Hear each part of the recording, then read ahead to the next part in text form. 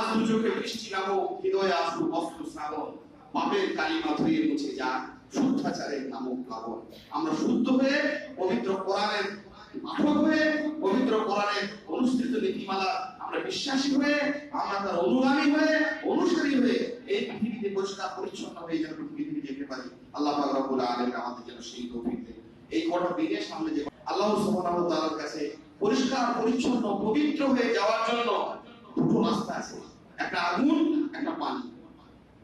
পানি দিয়ে যদি পৃথিবীতে নিজেকে ধুয়ে নিই, পরিষ্কার করতে পারি, এই রমজান মাসে বলেছিলেন যে রমজান মাস পেল আর নিজেকে পরিষ্কার করতে পারলো না, তার উপর সে কেউ বরবাদ হোক, মানে সে তো একবারে ধুলি দূষিত লোক। জান্নাতে যাওয়ার জন্য, পরিষ্কার পরিচ্ছন্ন হওয়ার জন্য দুটি বিষয়, একটা হচ্ছে আগুন, একটা হচ্ছে পানি। পানিতে যদি নিজেকে ধুয়ে না যেতে পারি পৃথিবীতে, আখেরাতে আগুনে পড়তেই হবে। ময়লা পরিষ্কার করার দুটি রাস্তা আছে পৃথিবীতে, এক পানি, একটা আগুন। পানি দিয়ে ধুয়ে কিছু ময়লা পরিষ্কার হয়ে যায়, আর যেটা পানি দিয়ে হয় না সেটা আগুনে পোড়াতে হয়, সোনা রূপা অন্যান্য জিনিস। আগুনে আমরা কেউ করতে চাই না, করতে পারবো না। পৃথিবীতে আমরা পানিতেই ধুয়ে যাবো, চোখের কোনা দিয়ে গড়িয়ে পড়া ফোটা ফোটা পানি, আল্লাহর কাছে ক্ষমা চাইবো, ইস্তেগফার করবো। আলহামদুলিল্লাহ নাহমাদুহু ওয়া নাস্তাঈনুহু ওয়া নাস্তাগফিরুহু ওয়া নাউযু বিল্লাহি মিন শুরুরি আনফুসিনা ওয়া মিন সাইয়্যাতি আ'মালিনা। من يهده الله فلا مضل له ومن يضلل فلا هادي له واشهد ان لا اله الا الله وحده لا شريك له واشهد ان محمدا عبده ورسوله اما بعد فان خير الحديث كتاب الله وخير الهدي هدي محمد صلى الله عليه واله وسلم وشر الأمور محدثاتها وكل محدثة بدعة وكل بدعة ضلالة وكل ضلالة في النار. أعوذ بالله من الشيطان الرجيم. بسم الله الرحمن الرحيم. يا أيها الذين آمنوا اتقوا الله حق تقاته ولا تموتن إلا وأنتم مسلمون. يا أيها الناس اتقوا ربكم الذي خلقكم من نفس واحدة وخلق منها زوجها وبث منهما رجالا كثيرا ونساء واتقوا الله الذي تساءلون به والأرحام إن الله كان عليكم رقيبا. يا أيها الذين آمنوا اتقوا الله وقولوا قولا سديدا يصلح لكم أعمالكم ويغفر لكم ذنوبكم ومن يطع الله ورسوله فقد فاز فوزا عظيما. সম্মানিত সুধী উপস্থিতি, মহান আল্লাহ আমাদের প্রতি বিশেষ অনুগ্রহ করেছেন। এক সম্মানিত বরকতময় মাসে আমরা তার নির্ধারিত ফরজ ইবাদত সম্পন্ন করে তার ঘরে এসে জুমার খুতবা উপস্থিত হতে পেরেছি। আন্তরিকভাবে জ্ঞাপন করি আলহামদুলিল্লাহ। তার দয়া, তার করুণা, তার সবিশেষ অনুগ্রহ ছাড়া এগুলি কোনটি সম্ভব নয়। অনেক দরুদ সালাম বিবর্ষিত হোক নবী মুহাম্মদ রাসূলুল্লাহ সাল্লাল্লাহু আলাইহি সাল্লামের উপর, যিনি আমাদেরকে এই সম্মানিত মাসের নানাবিধ আল্লাহ সুবহানাহু ওয়া তাআলার নির্দেশ, যার মধ্যে অফুরন্ত কল্যাণ রয়েছে, সেগুলি তিনি নিজে আমল করেছেন, আমাদেরকে আমল করতে শিখিয়েছেন। বিশেষ করে যেগুলি প্রতি দিক নির্দেশনা দেওয়া জরুরি, সেগুলি আমার কাছে ব্যক্ত করে গেছে, শিখিয়েছে এবং নিষেধকৃত বিষয়গুলি সম্পর্কে আমাদেরকে সতর্ক করে গেছে। আল্লাহুম্মা সাল্লি আলাইহি আল্লাহুম্মা বারিক আলাইহি। রমাদান মাস এবং এই মাসের নানাবিধ অনুষঙ্গ নিয়ে ইতিপূর্বে জুমার খুতবা এবং বিভিন্ন প্রেক্ষিতে আমাদের কাছে অনেক আলোচনা হয়েছে। আমাদের এখানে সুযোগ্য বিজ্ঞ ইমাম এবং আরো ওলামায়ে দ্বীনের কাছ থেকে আমরা এগুলো শুনেছি। এরপরেও যেটুকু সময় রয়েছে রমাদানে আমরা ইনশাআল্লাহ তাআলা রাজি শুনবো। মাঝখানে আজকের এই জুমার খুতবায় সেই নিরিখে গুটি কয়েক কথা আলোচনা করে ওয়া তাওফীক ইল্লা বিল্লাহ আলাইহি তাওয়াক্কালতু ওয়া ইলাইহি উনীব। আমরা মনোযোগ দিয়ে এটা শুনবো যাতে করে শুদ্ধ কথাগুলি থেকে আমরা উপকৃত হতে পারি। আল্লাহ সুবহানাহু ওয়া তাআলা আমাদেরকে শিখিয়েছেন আল্লাযীনা ইয়াসতামিউনা আল-কাওল ওয়া ইয়াত্তাবিউনা আহসানাহু। কোন কথা বলে যারা মনোযোগ দিয়ে শুনে এবং শুদ্ধ কথাগুলি বাস্তবায়ন করে, কাজে পরিণত করে, উলাইকা আল্লাযীনা হাদাহুমুল্লাহ, তারাই হচ্ছে প্রকৃত হিদায়াতের যোগ্য। আল্লাহ সুবহানাহু ওয়া তাআলা এই বরকতমণ্ডিত মাসে এই জুমার খুতবা আলোচনা আমাদের বক্তা শ্রোতা উভয়কে উপকৃত হওয়ার তৌফিক দিন, আল্লাহুম্মা আমিন। এই মাসের যে সম্মাননা তার একটা প্রেক্ষিত হচ্ছে, মৌলিক কারণ আল্লাহ সুবহানাহু ওয়া তাআলা উল্লেখ করেছেন, সেটির নাম হচ্ছে পবিত্র কোরআনুল কারীম। সালাফদের একটা সাধারণ কথা ছিল যে শাহরুর রমাদান শাহরুল কোরআন। রমাদান মাস হচ্ছে কোরআনের মাস। দুর্ভাগ্যজনক হলেও সত্য, এই মাসটিকে বিছক কিছু পানাহারে, খাওয়া দাওয়া, বৈচিত্র্যময় কেনাকাটার মাস হিসেবে আমরা পরিণত করেছি। এটি আমাদের দুর্ভাগ্য, এটি আমাদের অবদানজনিত একটি আচরণ। নবী মুহাম্মদ রাসূলুল্লাহ সাল্লাল্লাহু আলাইহি সাল্লামের এবং তার অনুসৃত নীতিমালায় পরিপূর্ণ অভ্যস্ত যে একটি জনমানব জনগোষ্ঠী সাহাবায়ে কেরাম রাদিয়াল্লাহু তাআলা আনহুম, তাদের আচরণ ছিল এই মাসটিকে কোরআনের মাস হিসেবে যাপন করা। সবিশেষ পবিত্র কোরআনুল কারীমের প্রতি তারা ছিলেন যত্নবান। কোরআন তেলাওয়াত করা, কোরআন হিফজ করা, কোরআন অনুধাবন করা, কোরআনের অনুসরণ অনুগমন করা, এই মাস হচ্ছে তার উপযুক্ত একটি সময়। এই মাসে কোরআন নাযিল হয়েছে। আমরা আমাদের সামনে যে কটা দিন রয়েছে এই বিষয়ে যেন গুরুত্ব আরোপ করি। আল্লাহ আমাদের তৌফিক দিন, আল্লাহুম্মা আমিন। মহান আল্লাহ নিজে এই কথা আমাদেরকে শেখাচ্ছেন, শাহরুর রমাদান আল্লাযী উনজিলা ফীহিল কোরআন। এই সেই মাস যে মাসে কোরআন নাযিল হয়েছে। কোরআন কি তার বিবরণ দিচ্ছেন আল্লাহ। যার কালাম হচ্ছে কোরআন, তিনি নিজেই বলছেন যে কোরআন হচ্ছে সেই কিতাব হুদাল লিন-নাস, মানব জাতির জন্য পথ নির্দেশিকা, রাস্তা দেখাবে, বিভ্রান্ত হবে না পৃথিবীতে এবং আখিরাতে। দুনিয়ায় তাকে সর্বোচ্চ জীবনের রাস্তা, জীবনের পৃথিবীতে সর্বোন্নত জীবনের রূপরেখা এবং পার্থিব জীবন শেষে তার যে প্রকৃত ঠিকানা জান্নাত, সেদিকে ধাবিত হওয়ার রাস্তা কে দেখাবে? কোরআন। ওয়া বায়্যিনাতিন মিনাল হুদা, শুধু এমনি দেখিয়ে দেবে না, সেটি স্পষ্ট দলিল প্রমাণাদি সহ। ওয়াল ফুরকান, আর কোরআনের পরিচয় কি হচ্ছে? সে হবে ফুরকান। ফুরকান মানে ফারিক, ভালো মন্দের, ন্যায় অন্যায়, সত্য মিথ্যা, সে হচ্ছে পার্থক্য নিরূপণের মানদণ্ড। কে শেখাবে?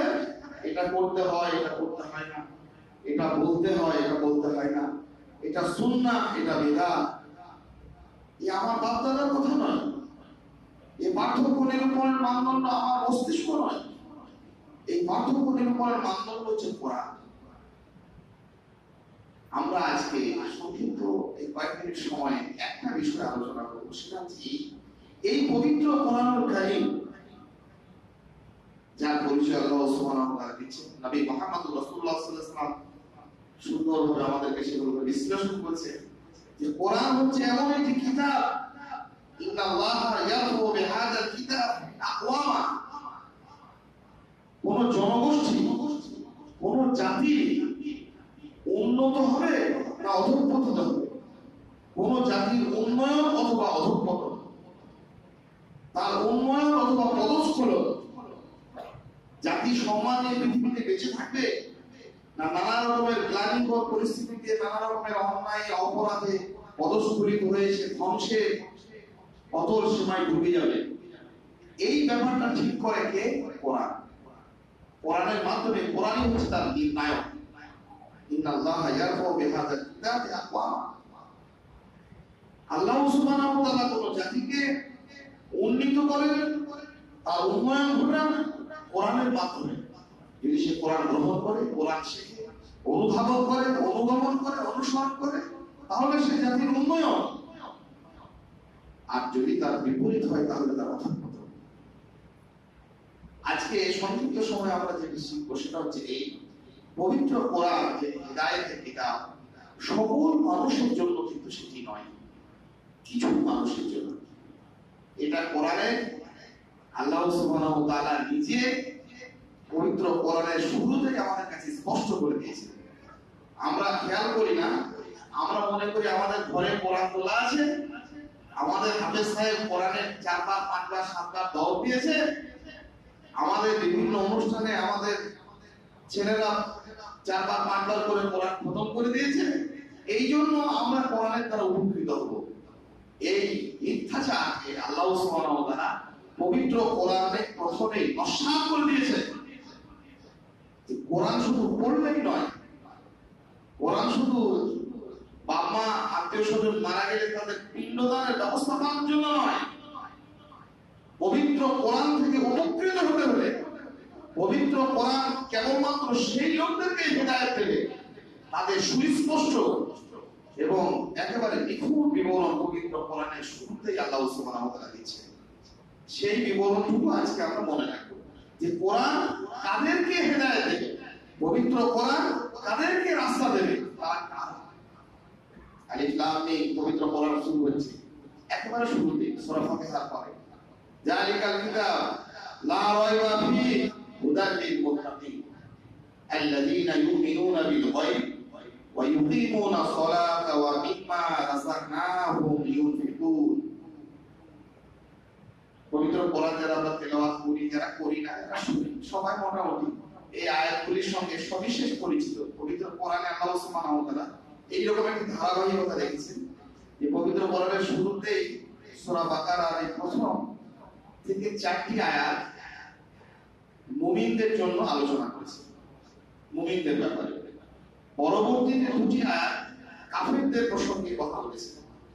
আর তার পরবর্তীতে 13টি আয়াত জুড়ে আল্লাহ সুবহানাহু ওয়া তাআলা মুনাফিকদের, যারা কপট,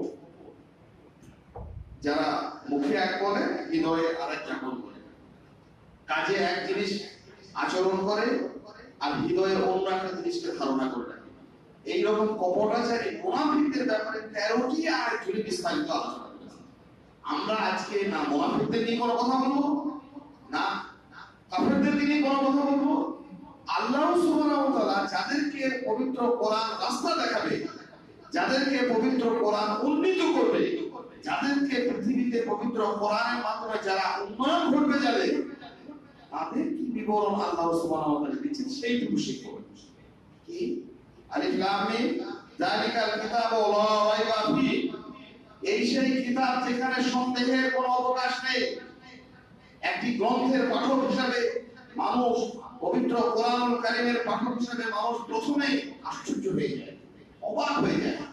একটা স্পষ্ট দীপ্ত এবং বৃত্ত উচ্চারণ জগৎ সংসারের মানুষ কোনদিন শোনেনি, যার কিতাব তিনি নিজেই বলছেন এখানে সন্দেহের কোনো বাতাবরণ নেই।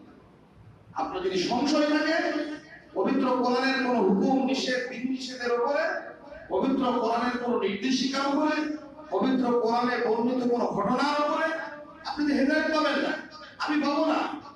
প্রথমেই আল্লাহ সুবহানাহু ওয়া তাআলা স্পষ্ট করেছেন এই একটি সুন্দর দীপ্ত এবং বৃত্ত উচ্চারণ, লা রাইবা ফিহি, সন্দেহের কোনো বাতাবরণ নেই, সন্দেহের কোনো অবকাশ নেই। আর দ্বিতীয় কথা, হুদাল লিল মুত্তাকিন, মুত্তাকিদের একটি পথ নির্দেশ, যারা আল্লাহকে ভয় করে, আল্লাহকে ভালোবাসে, আল্লাহর ভয়ে আল্লাহর ভালোবাসায় মন্দ কাজ থেকে দূরে থাকে এবং ভালো কাজের দিকে আগ্রহী হয়, এই পার্থক্য নির্মাণকে জীবনের দ্বারা গভীর একটি বাস্তবায়নের মাধ্যমে নিজের হৃদয়ে যাপন করে, এই মুত্তাকিদের জন্য হচ্ছে কোরআন হিদায়াতের মানদণ্ড। মুত্তাকিদেরকে কেবলমাত্র পবিত্র কোরআন রাস্তা দেখাবে। আরো ভেঙে চুরে সুন্দর করে আল্লাহ সুবহানাহু ওয়া তাআলা পরবর্তী তিনটি আয়াতে স্পষ্ট করেছেন মুত্তাকি কারা, কাদেরকে কোরআন রাস্তা দেবে। এক নম্বর, ন্যূনতম মৌলিক তিনটি বিষয়ে তাকে অধিকারী হতে হবে, তিনটি গুণে তাকে গুণান্বিত হতে হবে, তিনটি বৈশিষ্ট্যে তাকে অধিকারী হতে হবে। প্রতি মুহূর্তে আমরা হৃদয়ে যাপন করবো যে এই গুণ আমার ভিতরে আছে, তো যদি থাকে তাহলে আমার বাড়িতে ওই তাকে তুলে রাখা কোরআন আমাকে রাস্তা দেবে, ওই কোরআন আমাকে উন্নীত করবে, ওই পবিত্র কোরআন আমার মতো মানুষকে জীবনে উন্নয়ন ঘটাবে। যদি না থাকে তাহলে কোরআন আমি মুখে তেলাওয়াত করবো, সারা জীবন আমি কোরআনের উচ্চারণ করবো, কোরআন আমি মঞ্চে উপস্থাপন করবো, পবিত্র কোরআনের নামে উৎসব অনুষ্ঠান করবো, কোরআন আমাকে কোনো উপকার করবে না। তিনটি বৈশিষ্ট্য। এক, আল্লাযীনা ইউমিনুনা বিল গায়ব, যারা অদৃশ্য বিষয়সমূহের উপরে ঈমান এনেছে। ঈমান গভীর বিশ্বাস, চূড়ান্ত স্বীকৃতি, যে স্বীকৃতি হবে হৃদয়ে, যে স্বীকৃতি জাপিত হবে মুখে, যে স্বীকৃতি বাস্তবায়ন হবে আমাদের কাজে কর্মে। আমি আল্লাহকে মানি, আল্লাহকে বিশ্বাস করি, এসব কোনো কথা নেই। ঈমানের মৌলিক তিনটি অবস্থান, আমাদের ভাবনা, আমাদের ভাষা, আমাদের কাজ, তিনটি হবে এক, তিনটি হবে এক সরলরেখায় যুক্ত।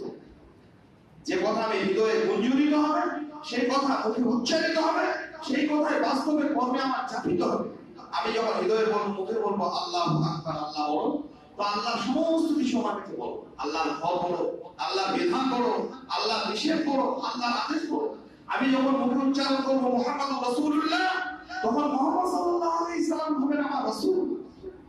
আমার সালাত হবে মুহাম্মদ সাল্লাল্লাহু আলাইহি সাল্লামের মতো, আমার সিয়াম হবে মুহাম্মদুর রাসূলুল্লাহ সাল্লাল্লাহু আলাইহি সাল্লামের মতো, আমার জানাজা হবে রাসূলুল্লাহ সাল্লাল্লাহু আলাইহি সাল্লামের মতো, আমার বিবাহ শাদী, আমার ব্যক্তিগত আচরণ, আমার সামাজিক ব্যবহার, সমস্ত কিছু হবে নবী মুহাম্মদুর রাসূলুল্লাহ সাল্লাল্লাহু আলাইহি সাল্লামের নির্দেশিত পথে। এই কথাটার মানে হচ্ছে মুহাম্মদ সাল্লাল্লাহু আলাইহি সাল্লামকে আমি রাসূল বলে স্বীকৃতি দেওয়া, বাহ্যিক প্রকাশ। আমি মুখে বলে যাচ্ছি লক্ষ লক্ষ বার মুহাম্মদ সাল্লাল্লাহু আলাইহি সাল্লাম আল্লাহর রাসূল, আর রাসূলের মৌলিক অর্থ ইত্তিবা বিইসমিল্লাহ, আল্লাহর নির্দেশে তাকে অনুসরণ করা। আমার জীবনের কোনো ক্ষেত্রে আমি রাসূলকে অনুসরণ করি, আমি রাসূল বানিয়ে রেখেছি অন্য কাউকে। আমার জানাজা হয় বাপ-দাদাদের, আমার জীবনের বৈবাহিক সম্পর্ক স্থাপন হয় প্রতিবেশী অন্যান্য মানুষের আচরণে, আমার ফিতরা, আমার সাদাকা, আমার যাকাত, আমার কুরবানি, আমার সালাত, এক একটার জন্য আমি এক একটাকে রাসূল মনোনীত করে রেখেছি। এর মতো করে আমি নামাজ পড়ি, ওর মতো করে বিবাহ শাদী সম্পন্ন হয়, এর মতো করে জানাজা মনে হয়, প্রবৃত্তির তাগিদে আমার যেটা ভালো লাগে সেটাকে আমি করি। আর এই মৌখিক মুহাম্মদুর রাসূলুল্লাহ উচ্চারণ, এটি ঈমান নয়, ঈমানের নামে একটি প্রতারণা। তাহলে প্রথম বৈশিষ্ট্য হবে পবিত্র কোরআন যাদেরকে রাস্তা দেবে, তার বৈশিষ্ট্য হবে ইউমিনুনা বিল গায়ব, অদৃশ্য বিষয়সমূহ যা দেখার বাইরে নবী মুহাম্মদুর রাসূলুল্লাহ সাল্লাল্লাহু আলাইহি সাল্লামের উপর অবতীর্ণ হয়েছে।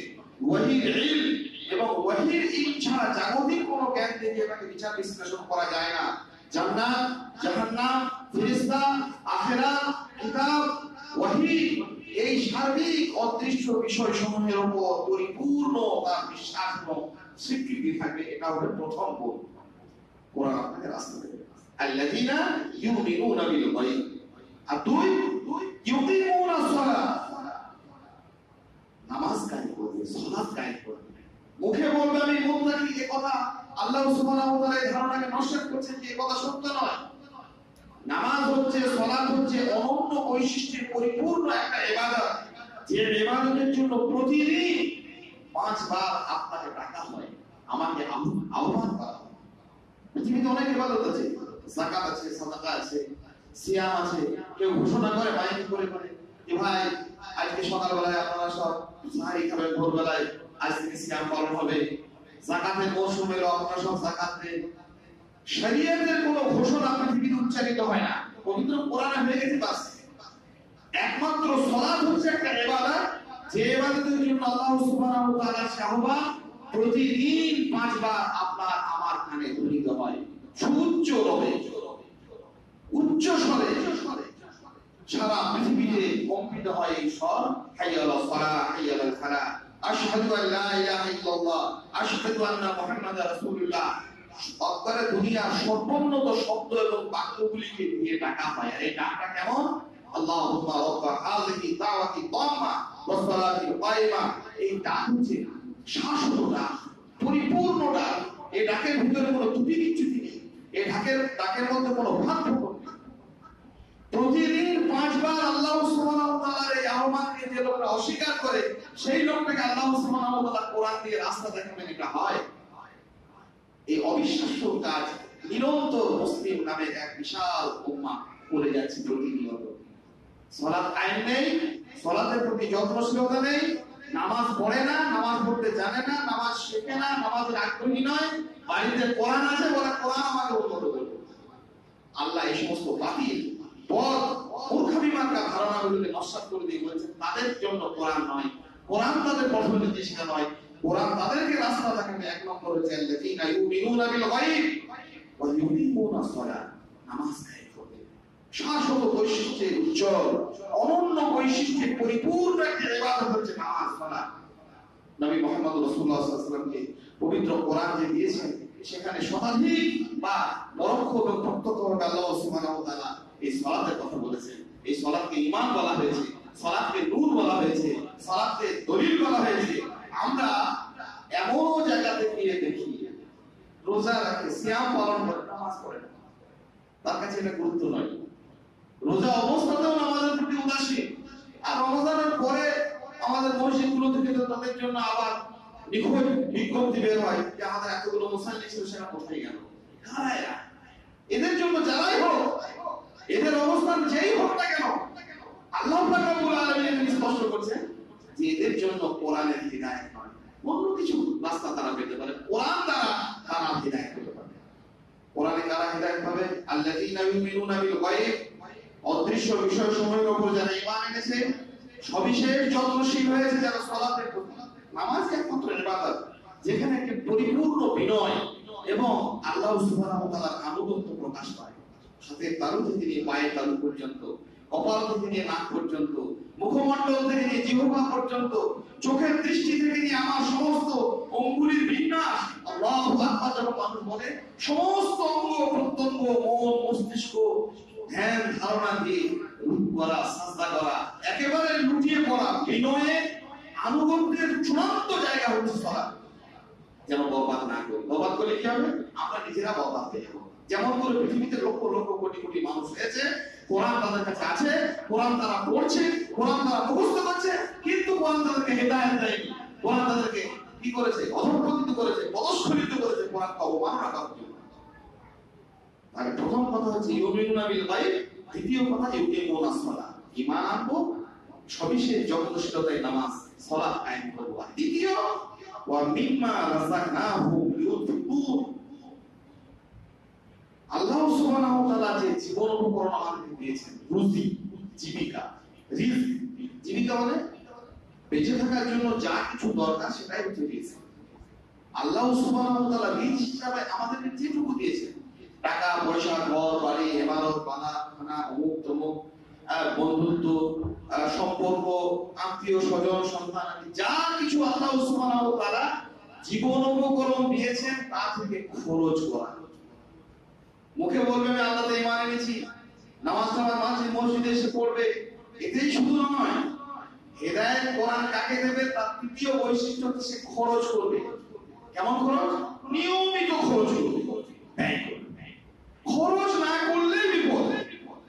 পবিত্র কোরআনে অন্য জায়গাতে স্পষ্ট করেছেন আল্লাহ সুবহানাহু ওয়া তাআলা, আল্লাযী জামাআ মা'আ ওয়া আ'তাদা, তাদেরকে দেহ সম্পদ থেকে যারা জমা করে রাখে, জমা করাটাই হচ্ছে বিপজ্জনক।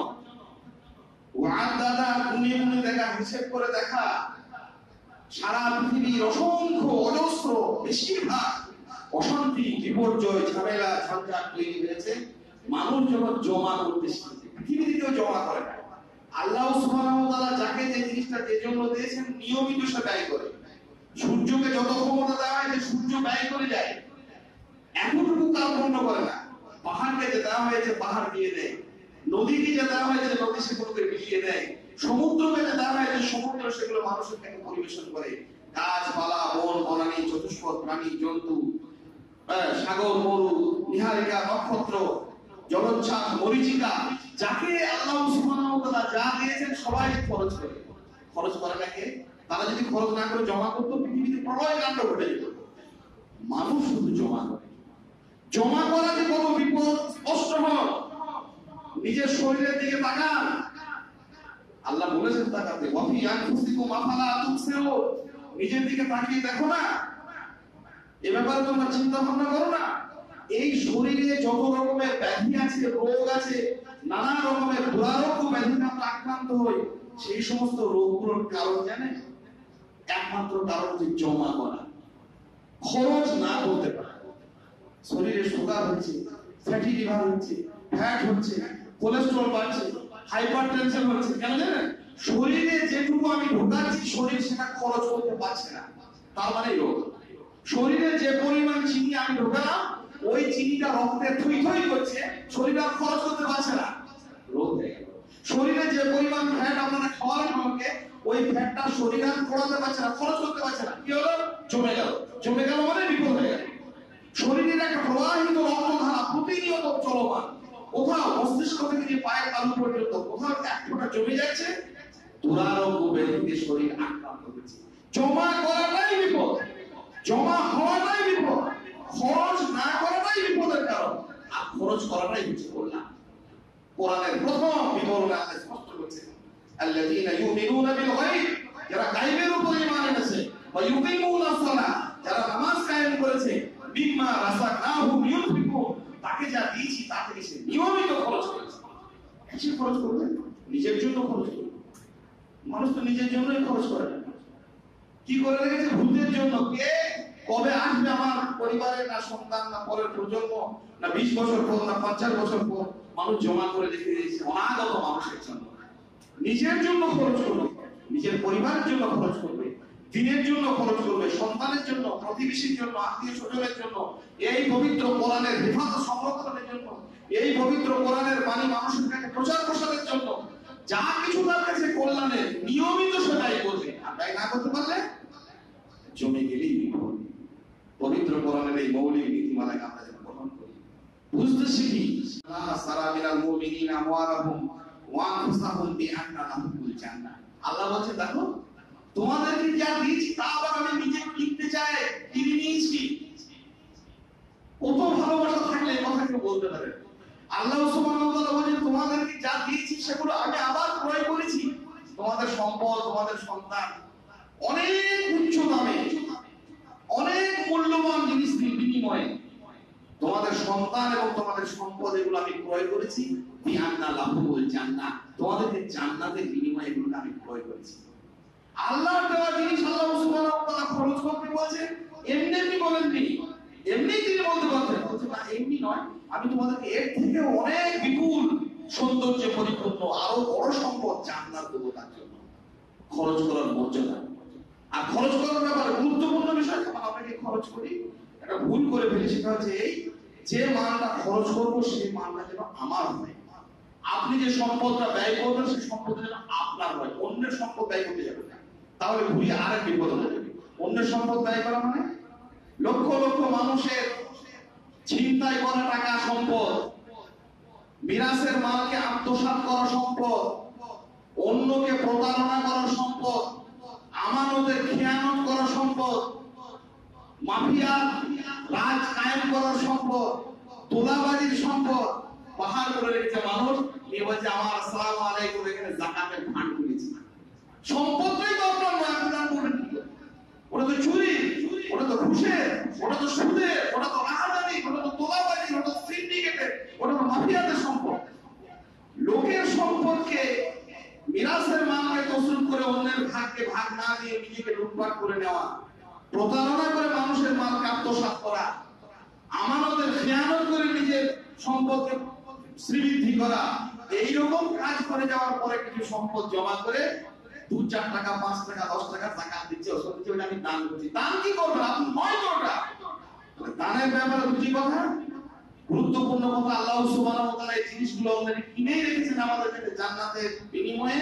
আর 2 নম্বর এই মালগুলোর যেন মালিকানা আমাদের হয়, আমরা যেন মালিক হই। যদি মালিক না হয়, আমাদের মাল থাকে, সম্পদ থাকে, যিনি মালিক তার কাছে ওগুলো পৌঁছে দেওয়া, তারপরে যেগুলো থাকবে মিম্মাল সেটা আমার জন্য রুজি, সেটা আল্লাহ আমাকে খাবার উপকরণ হিসেবে দিয়েছেন এবং সেটাকে আমরা খরচ করব। খুব সংক্ষিপ্ত কথা, আল্লাহ পাক রব্বুল আলামিন পবিত্র কোরআনে শুরুতে আমাদের কাছে হেদায়েত প্রাপ্তির নিদর্শন হিসেবে বিবরণ দিচ্ছেন। আমরা এই তিনটি কাজকে যথাযথ আমাদের জীবনে বাস্তবায়ন করব। ঈমানের ব্যাপারে যেন ত্রুটি বিচ্যুতি না থাকে, ঈমানের শিক্ষা নেব, ঈমানের প্রতি যত্নশীল হব। নামাজের ব্যাপারে যেখানেই থাকি, যেভাবেই থাকি, যে স্থানেই থাকি, যেমন ভাবেই আমরা থাকি না কেন, কোনোভাবে যেন এ থেকে আমরা বিচ্যুত না হই। কারণ তাহলে এই কোরআন, এই মহিমান্বিত মাসে, এই মহিমান্বিত রজনীতে যে কোরআন নাযিল হয়েছে, সে কোরআন আর আমার উপকার করবে না, সে কোরআন আমাকে আর হেদায়েত দেবে না।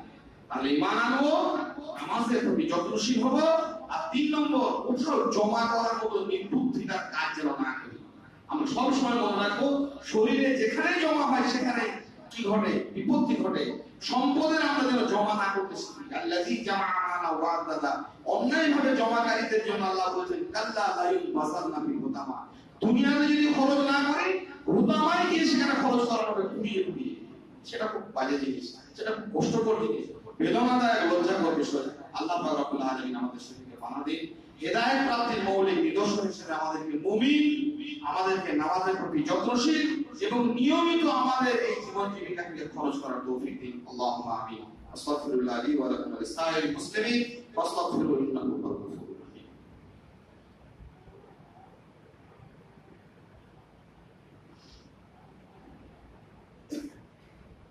ইন্নাল হামদালিল্লাহি ওয়াহদা والصلاة والسلام على من لا نبي بعده أعوذ بالله من الشيطان الرجيم بسم الله الرحمن الرحيم يا أيها الذين آمنوا ادخلوا في السلم كافة ولا تتبعوا خطوات الشيطان إنه لكم عدو مبين ভাই, রমজান মাসে বেশ অনেকগুলো দিন আমাদের কাছ থেকে চলে গেল। সামনে যে একটা রয়েছে, আমরা আমলে খুব ভালো ভালো নেক আমলের মধ্যে এই দিনগুলো যেন যাপন করতে পারি। আল্লাহ আমাদের তৌফিক দিন। আল্লাহুম্মা আমিন। বিশেষ আমল হচ্ছে কোরআন তেলাওয়াত করা, কোরআন পড়া, কোরআনের পাঠক হওয়া, কোরআনকে ভালোবাসা, সন্তানাদিদের মধ্যে কোরআনের চর্চা করা, প্রশিক্ষণ দেওয়া, এই অভ্যাসটি আমাদের মধ্যে যেন থাকে। আর সামনে যে দিনগুলি আসছে, লাইলাতুল কদর সমন্বিত এই বিজয় রাত্রিগুলো, এইগুলোকে বেশি বেশি করে আগে 2টি কথা 2 মিনিটে বলি। একটা হচ্ছে খুব বেশি বেশি করে আল্লাহর কাছে আমরা সাহায্য চাইবো।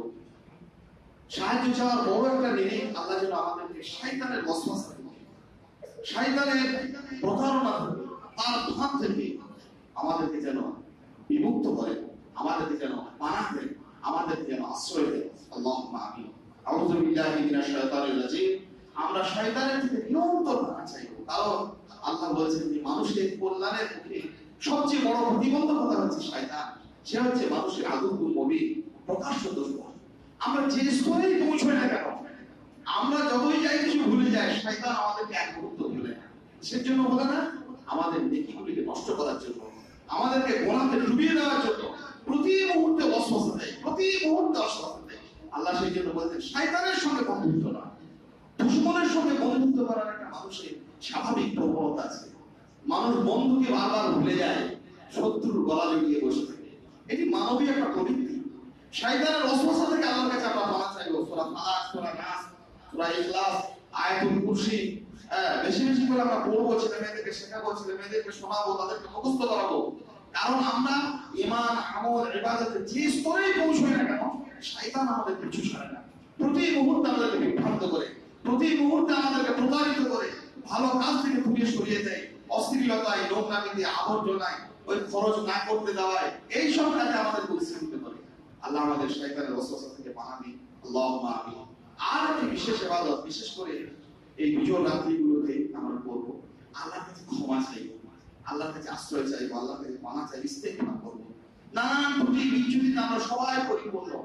নিজেদের পাপগুলো আল্লাহ সুবহানাহু ওয়া তাআলা শুধু দয়া করে ঢেকে রেখেছেন, সেই জন্য প্রকাশ্যে জনমঞ্চে আমরা ঘুরে বেড়াচ্ছি। সবাই নিজে নিজে কখনো আল্লাহর এই করুণাকে আমরা মনে করি যে আমি যা করেছি, আমার ভুল ত্রুটিগুলো যদি সবাই জেনে ফেলতো, পৃথিবীর কোনো মানুষ দিনের আলোতে মুখ দেখাতে পারতো না। আল্লাহ এতই করুণাময়, আল্লাহ এত দয়া, এত তার করুণা, আল্লাহ বারবার তার রহমতের ধারা দিয়ে, রহমতের চাদর দিয়ে মানুষের পাপগুলোকে ঢেকে রাখেন। পৃথিবীতে আমরা যা করেছি প্রত্যেককে আমাদের বিগত সময়ে যে ত্রুটি বিচ্যুতি নিম্নমন্দ কাজ, সেগুলিকে আল্লাহ সুবহানাহু ওয়া তাআলা বারবার ঢেকে দেন, বারবার তিনি গোপন করেন।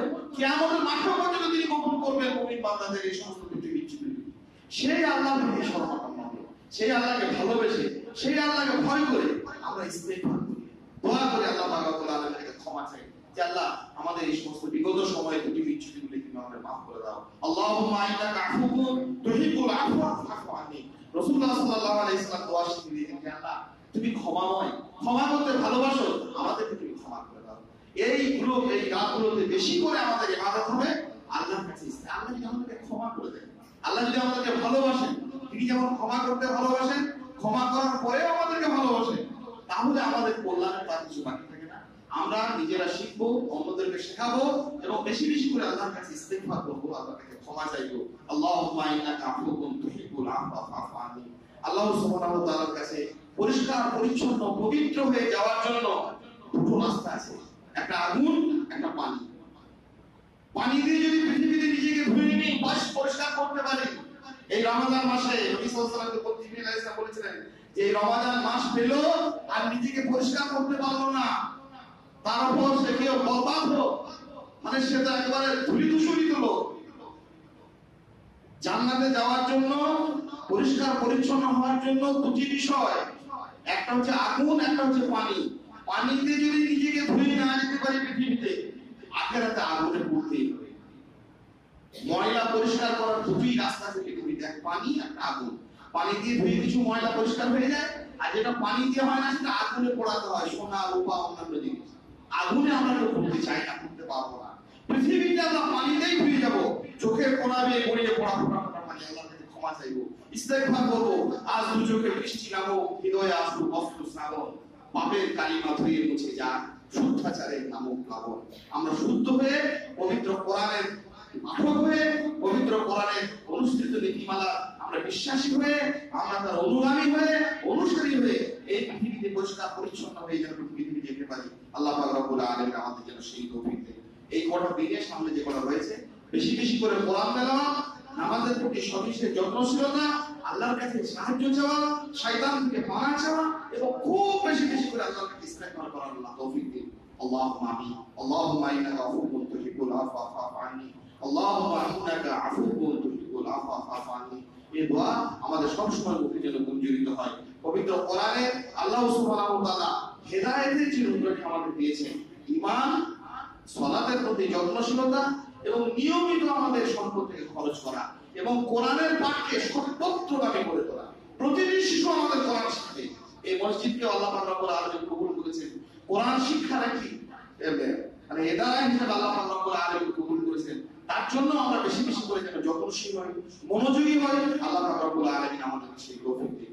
আল্লাহুম্মা আমিন। আল্লাহুম্মা তাকাব্বাল সালাতানা ওয়া সিয়ামানা ওয়া সাদাকাতানা। ربنا آتنا في الدنيا حسنة وفي الآخرة حسنة وقنا عذاب النار. ربنا ظلمنا أنفسنا وإن لم تغفر لنا وترحمنا لنكونن من الخاسرين. اللهم إنا نسألك الهدى والتقى والعفاف والغنى. اللهم إنا نعوذ بك من كل بلاء الدنيا وعذاب الآخرة. اللهم إنا نسألك العافية في الدنيا والآخرة. أستغفر الله لي ولكم ولسائر المسلمين فاستغفروه إنه هو الغفور الرحيم.